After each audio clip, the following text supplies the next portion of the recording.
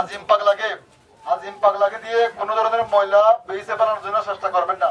যদি কোনো দোকানদার এরকম চেষ্টা করেন আজিম পাগলা দিয়ে সস্তায় বেঁচের পারে ময়লা ফেলান, তাহলে তার উপর জরিমানা করবেন। এসিলেন মহোদয় টেকনাফ থেকে আজকে শুধুমাত্র আসছে এই বিষয়টি নিয়ে কাজ করার জন্য।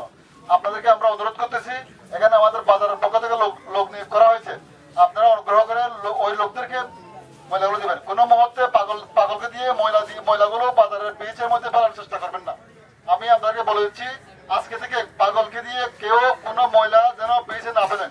এখানে আমাদের বাজারের পক্ষ থেকে লোক দেওয়া আছে, তাদের মাধ্যমে ময়লা আমরা যেখানে ফেলার জন্য বলবো তারা সেখানে ময়লাগুলো ফেলবে। যা অবস্থা করে রাখছে এগুলো বছর টিকে জমি রয়েছে, এটা তো কোনোভাবে মানে গ্রহণযোগ্য না। গত সিজন যাওয়ার পর আমি থেকে আধা ঘন্টা সময় দিচ্ছি, কেউ পরিষ্কার করে আপনি নাই। এগুলো করেন, কোঅর্ডিনেট করেন, সমন্বয় করেন, আধা ঘন্টা সময় দিচ্ছি।